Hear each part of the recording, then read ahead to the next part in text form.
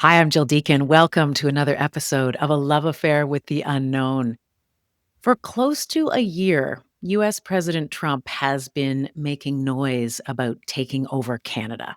That 51st state rhetoric comes and goes in fits and starts, but it's never entirely out of mind, I think, for most Canadians. And it's really changed the national conversation about Canada's ability to defend itself, either from the US or from others without the benefit of America's historic protections. All of this is at the top of General Jennie Carignan's docket. General Carignan is Canada's Chief of Defense Staff. She is the first woman to ever hold that role, the first female full general in Canadian history. Wow, what a time to be in her position. So much geopolitical uncertainty, renewed investment in the military and defense, and long-standing reputational challenges within Canada's armed forces. General Carignan recently issued a sweeping and historic apology for systemic racial discrimination within the Canadian Armed Forces. And she's spearheading a drive to mobilize more everyday Canadians like you and me to play a role in national defense. This is a whole lot of change against a backdrop of uncertainty. General Jennie Carignan, thank you so much for being here. Welcome to A Love Affair with the Unknown. Thank you, Jill. Thanks for having me. I'm going to cut right to the chase here. How worried should Canadians be, do you think, about our sovereignty? I think we should not be worried. I think we should be thinking of preparing. So this is what we do in the military. The mindset we adopt to face the uncertainties is to prepare. Mm. And when you prepare, you have a sense of self-confidence in your ability to deal with anything that can happen. So I think we need to work at preparation. And frankly, I think we know that generally speaking, over the past many years, defense was not at the top of the priorities. But with the global environment that we are observing, there is clearly a demand to also change our posture in Canada to adapt to this global environment. So, okay, and this is all, you and I are speaking not long after the Carney government's most recent budget features major, 80 plus billion dollar, and some say historically overdue investments in the military. So, what will those changes look like? What does that preparedness translate to in our in our everyday lives? So we need to consider that in terms of security and defense in Canada, over the past, I would say post Cold War, we have been very much focused on defending Canada from abroad. So we have been very much focused on expeditionary operations and basically delivering security effects outside of Canada to basically meet our own national interests. Now, with the changing environment and adversaries who are willing to take actions, like let's just take Russia as a clear example of not only developing military capabilities, but also be willing to use them in invading their neighbors, and the development of technologies that can reach Canada anywhere right now via different type of missile technologies from China, Russia, North Korea. It is clear that our geography is not protecting us as well as it used to. So the approach and the priority going towards defense and security as part of the government's objective are clearly focused towards investing into our sovereignty, into making sure that in the Arctic we are also um, enabled to do our own security and sovereignty operations, that we are enabled and well equipped to do that. And at the same time, meet our NATO capability requirements, because NATO has demands in terms of contribution to ensure security in Europe. Canada has signed up to that. Canada is a major contributor to NATO, and this also contributes to our own security commitments to NATO and also commitments in the Indo-Pacific. So it's clear that our defense policy now orients us into these three major theaters of operation, but with a big focus on Canada, which is a drastic change from before. It is a drastic change, and I wonder, I won't go into the specifics of what those sort of reinforcements in the Arctic and our commitments to NATO. The specifics of those, I think, are, for this conversation, maybe less interesting than that idea of how different direction this is. I mean, a lot of Canadians have prided themselves for their lives, perhaps, in being a nation of peacekeepers. So, how do we wrap our heads around a new and unfamiliar identity as being much more militarized? Of course, if we are, engaged in expeditionary operations in um, providing security or peacekeeping, you can call it various. Like, we've done a broad range of different types of operations in outside of Canada. Um, so, like, peacekeeping is one of the missions that the military can do. But don't get me wrong, we have always prepared for worst case scenarios, which is war fighting.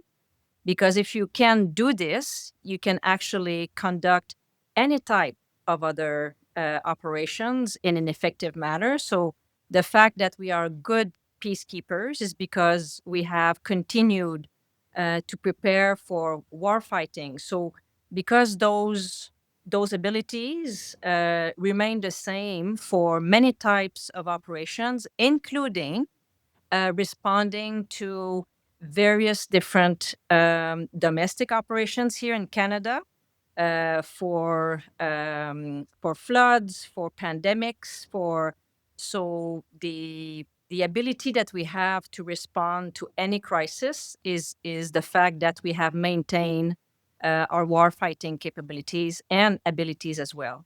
Hmm.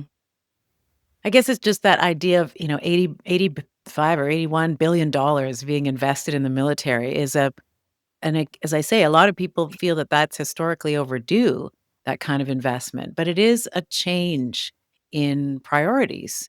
Um, and I'm just curious how you get Canadians to adjust to that sort of the uncertainty and unfamiliar role that perhaps that might feel to them. Yes, and it is, as you mentioned, totally true that there is a difference in the way now Canadians perceive their security. And as I engage with many public audience at various forums, we are being asked all the time, what can we do to help? Hmm. How can we work on this together? Which is how we went about as well to increase our capacity to respond to crisis. So climate events are not going to go away. We know they are increasing. There is so much to do out there in terms of security, working with our public safety and emergency preparedness colleagues to be better organized at the federal level to enable the various provincial or local authorities to deal with various events, but also build resilient communities. we know that when we arrive in communities that have a good plan for and are prepared to respond to various crises, they are much better off uh, versus other communities who are caught very unprepared to events. So just the fact of knowing what to do, where to go, who to talk to when something happens is incredibly enabling in terms of building resilience in our communities. I know that you've talked about this, and I wanna ask you about the way things operate in Finland, that they in the Finnish have a model called whole society defense, and actually in last season on this podcast, I spoke with the, journalist Stephen Marsh, who was talking about that in his own podcast, and can you tell us a bit more about that model and how you are looking to Finland, perhaps in terms of what you're striving for in this country, in Canada? So we have my team is actually there over the next few days to interact, and I've also had, of course, discussions with my chief of with the chief of defense of Finland as well, to better again understand the model. Like Finland has a different geography than we do here in Canada. And they have a much smaller population. They're less than 6 million Finnish people. So we have to adapt this to a Canadian model. Our territory is we have a lot of ground to cover.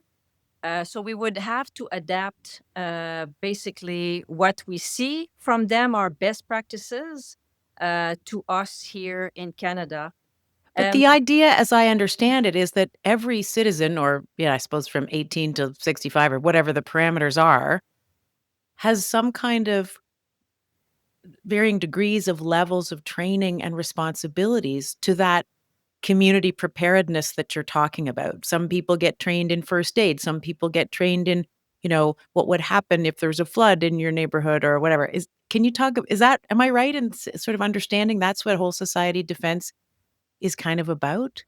so they have personnel in most communities. Some of them have a very small amount of training and preparation, and others have more. And then, of course, they have a professional military who does this full time. So, like generally speaking, this is kind of what we want to onboard here in Canada as well. So, it's what we would call a layered and scalable, because we can never predict exactly what is going to happen or how many people we are going to need. You have to have a layered and scalable approach. If it's 100 people you need for certain types of tasks, or if it's 2,000 people you need for certain types of tasks. So what we have to prepare for, and the problem set is different in Canada than and it is in Finland as well. But yes, they have 900,000 people for that are prepared at certain levels of preparedness out of a population of less than 6 million. Hmm. So just to be clear, and I know I'm getting ahead of myself because as you say, your team is still in Finland having these discussions and learning how you could apply this to Canada. But theoretically, someone like me, a you know woman in my 50s, could get this is voluntary, or I could get sort of expected at some level to take part in some kind of training that I would have a kit in my cupboard that I would know, okay, in this circumstance, you'll be contacted. You'll get a text message saying, go to the community center and start to prepare the bandages. Or, I mean, is Well, that kind of what it looks like? so again, we have to develop various options. So the way this works is that we are going to conduct a full analysis. We are going to develop various options for the government. And then they're going to pick which one on how they want to go about this. But really, right now, what I see is a voluntary force with a lot of people that have skills. So somebody like you who is in the communication field, like we could have you, for example, as part of the supplementary reserves, and I don't know, maybe once a year, we have you in your neighborhood with a bunch of other people who are volunteering.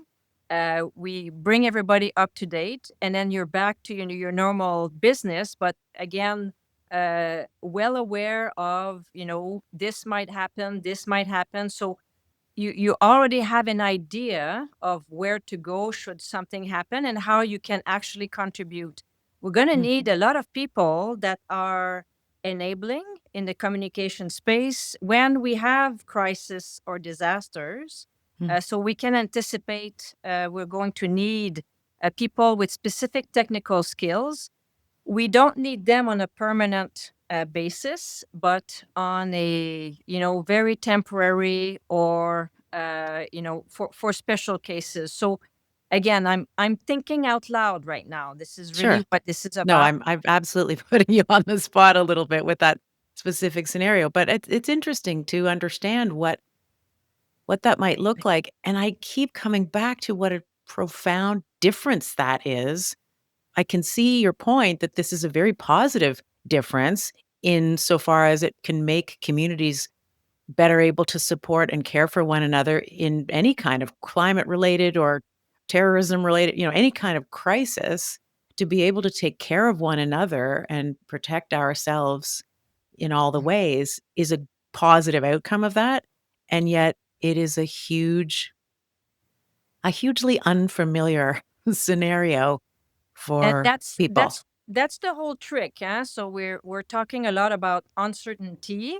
So we know we have an accelerated pace right now of various crises. So just to give you an example, in 2025 now, since January, we've had 7 domestic operations in 6 different provinces.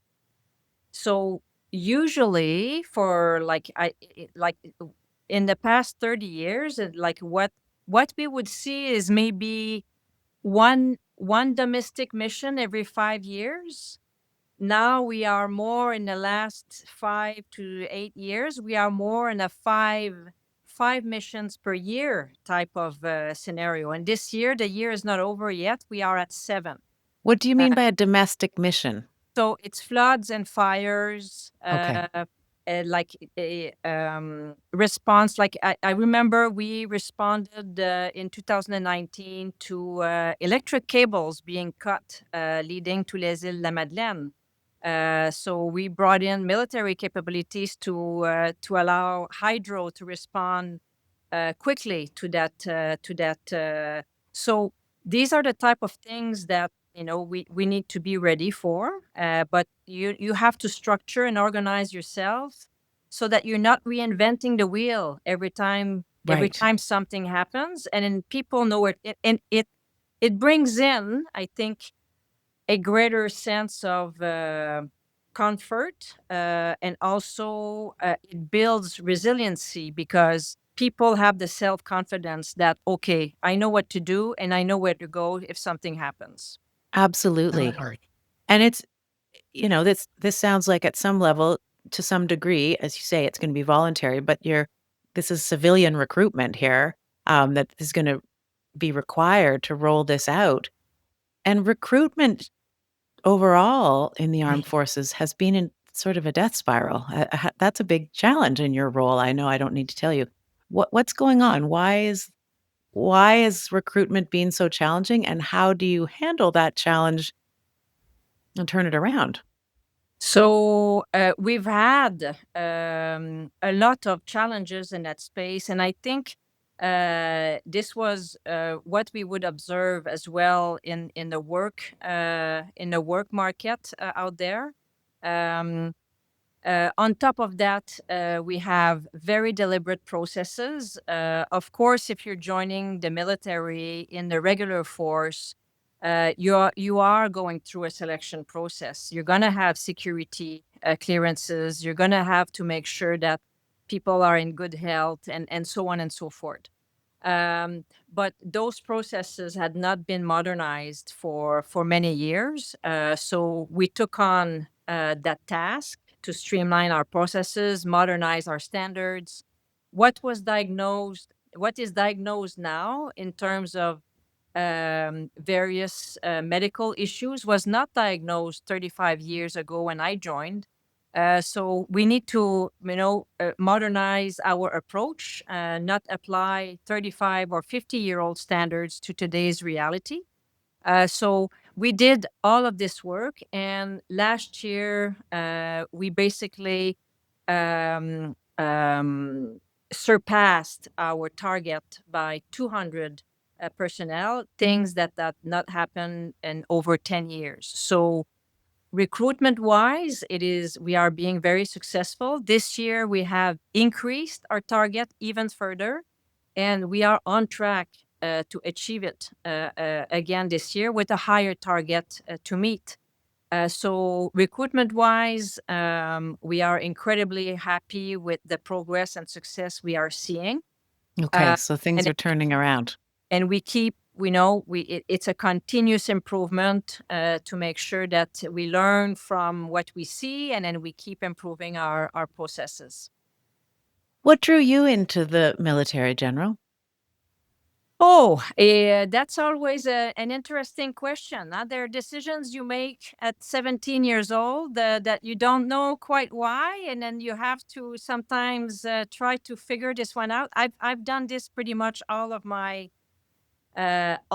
adult life. I've been in the military. I think at 17 years old, as I was, getting on the path of going to college, I was looking into a science program, engineering. I think I was bored, and I was looking for something exciting, something different, looking to bring in, a contribution, wanted to do something important somehow. So I tried the military college at the time, seemed like a good option with programs, an engineer program, with bilingualism, sports, and a leadership pillar as well as part of that. And looking at future deployments, deploying into various countries and do all of that. So I think Yeah. in the end, I think that's what attracted me to the forces. What is your relationship with fear? I mean, you've served seen combat in Afghanistan, Bosnia, Iraq, and many more places in that long military career. I'm curious about your personal relationship with fear. Mm. Oh, don't get me wrong. I've been scared many times, and but it's always how you react to that area. I've always been. It's interesting that you're asking me this question because it's always a field of interest to me. Because as a leader, I was very much aware that my team around me was very much influenced by my posture. So even if you are all scared, you have to be able to function and react to what's happening. So I have to say our training is very good in preparing us to that. Again, it's all about preparation. You're not thrown into that as without preparation and What understanding. is the military? I mean, sorry to, but I sorry to interrupt, but what is the military's training when it comes to fear? You're obviously acknowledging everybody's going to have those terrifying floods of blood pumping in your heart going bonkers when you're in one scenario or another. I mean, we all feel the fear. And what is the training that you get for how to handle it? Obviously, you want to be prepared, and that's why you train, and that does help. But what do you do with fear? So it's progressive. So uh, first you understand your environment, you understand how things work. So this is how things would be laid out on the ground, and then you are provided with tools to be able to deal with that threat that you are facing in front of you. So if this happens, you have this option, this option, this option, and these are the tools you have to react. So this is kind of it's a little bit like the surgeon. You can't have a patient show up on your table for the first time and having to deal with everything. uh, so it's progressive, and as you run through the various scenarios, you are actually, when you are deployed in real time, you kind of know what to expect. Mm. And it becomes a bit like it's muscle memory, and then getting used to that context. And that's how you can deal with that, actually. I did some research for my book, A Love Affair with the Unknown, into David Blaine, the magician who does these death defying feats. You know, he leaps from tall buildings and so on and hangs by some balloons over a mile above the desert. I mean, he does terrifying things. And his relationship to fear, he describes as he says, fear is just a lack of information. And it's the same principle that he starts by standing on a 16-foot tower and then a 20-foot tower. I mean, he trains himself to get more comfortable, and to be prepared when that ultimate, um, feat that he's pulling off, happens. So that's sounds like a similar principle. What you know, what kind of a leap did it feel like to you, maybe a little bit of fear, but perhaps other feelings as the first woman in the role that you now hold. What did it feel like to take on that position? Mm. So I think it's like I've been doing this for 39 years now. This is an environment that I know very well. So it is like I've not been just parachuted into this position out of nowhere. So Right, you it had it the information. it felt a little bit like the normal next step. And of course, with that time in this organization, you create a network. You have people who know you, and vice versa. So of course, it's like just the position itself is extremely demanding. So that's actually where the challenge is the broad influence, or the impact that this position has on the many things that we do in the military as part of defense and as part of the security community for the government. But, what kind of pushback have you faced or challenges as a woman in that position? Mm. Well, in this position, none, because, again, as I've grown up through the ranks, I interacting with my NATO colleagues. It's all people with professional and experience background, and then we share that commonality. But as I grew, of course, through the ranks, I think it's the perception. It's always that's I've always said that the main barriers that we face are perceptions. Perceptions that women can't fight, that we can't do this job that has been historically done by men. So those perceptions, of course, embed bias in the minds of many people. So again, that is, I think, the main barrier that I faced throughout my career. And I mean, I'm thinking of Louise Arbour's, report from a few years ago on sexual misconduct in the military, and you have said, after an annual audit that there's much more work to do in terms of changing not just those perceptions, but the treatment of women within Canada's armed forces. So misconducts, whether it's sexual misconducts, whether it is racism, discriminatory behavior, those are symptoms of an organizational culture that needs to be addressed. So as you are building teams, what is extremely important between the members of that team is trust. And as we are facing some very hostile and difficult environment, having the trust of your colleagues within that team is incredibly important.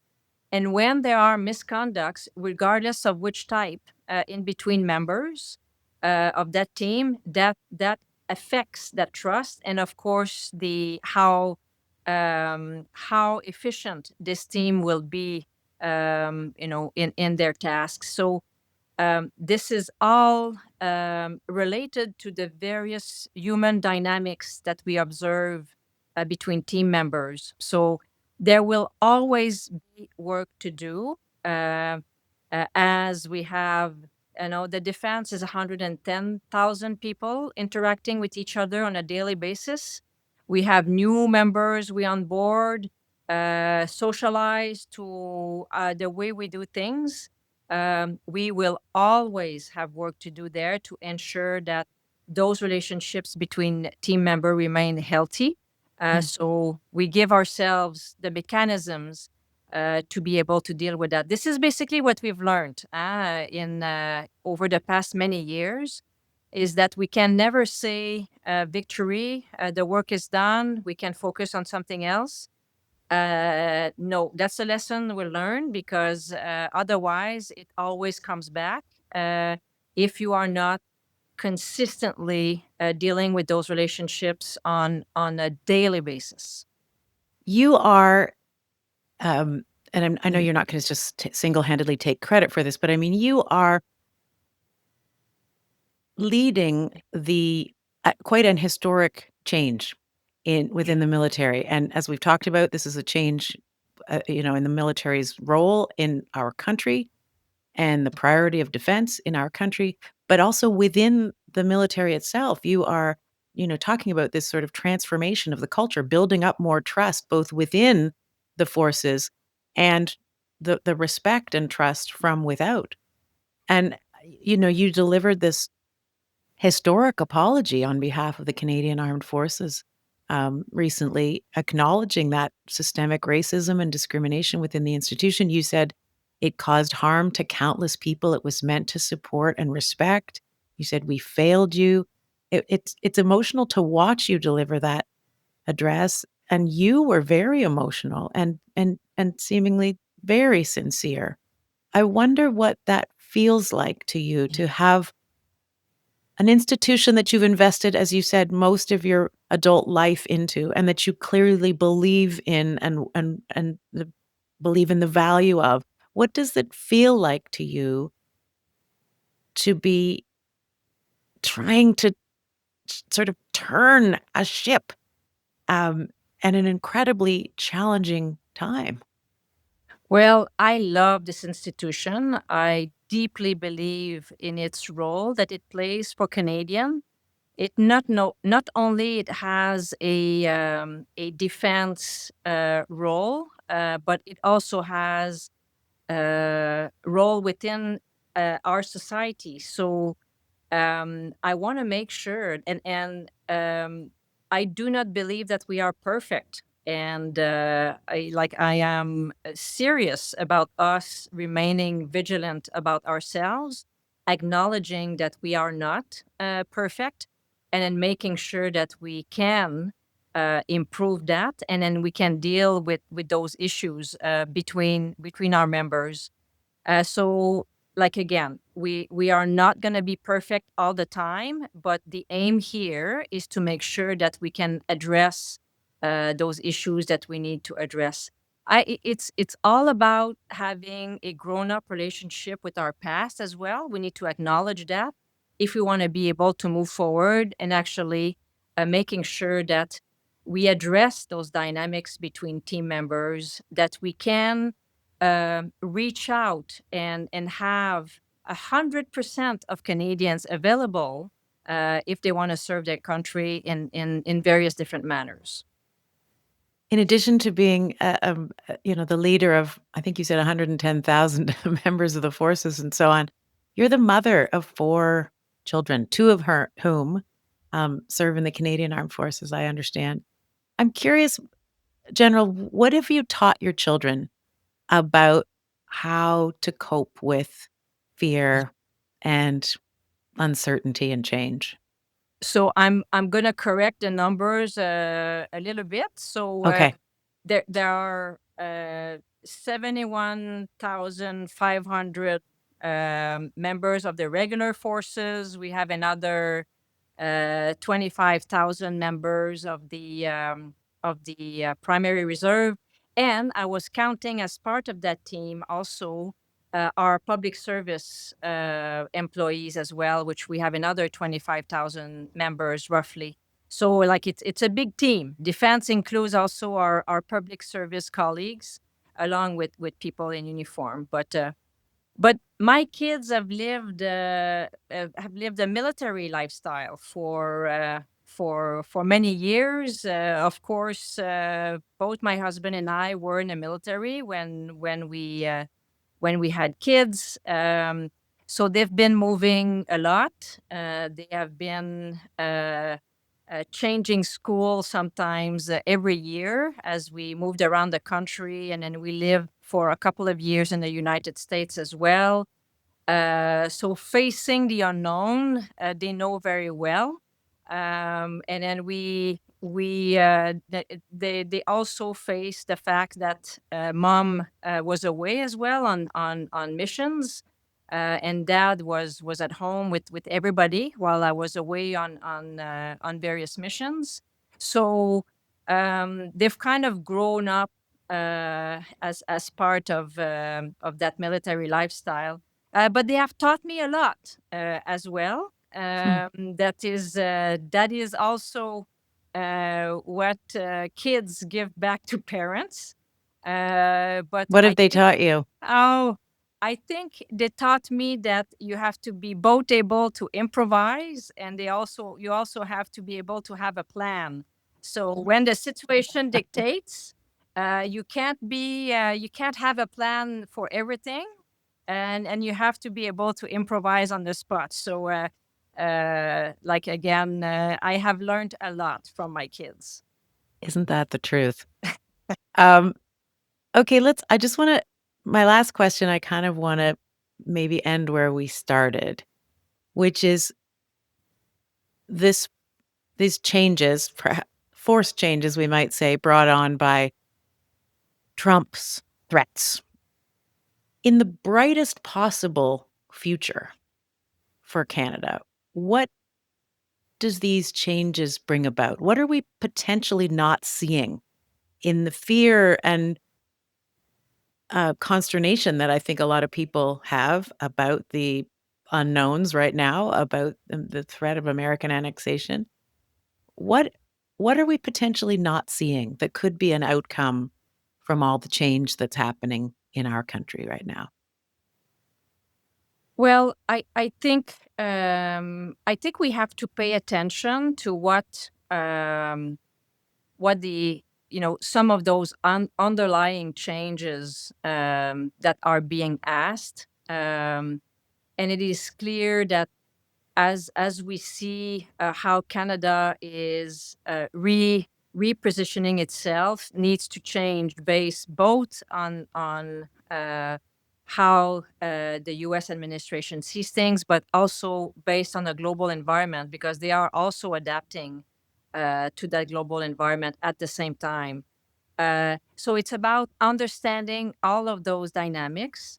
And I think we don't need to fear. Back to my initial point, what we need to do is prepare and work towards our own objective and interests that we want to achieve.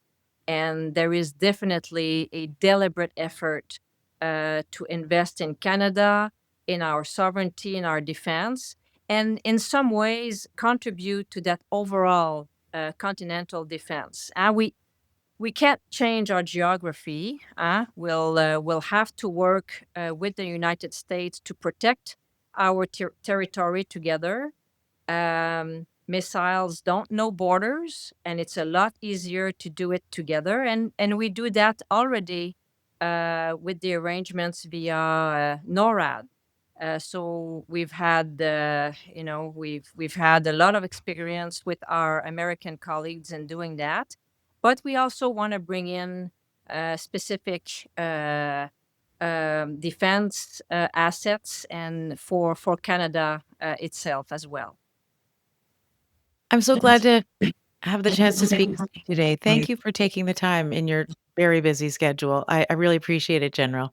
Thank you very much, Jill. Have a great day.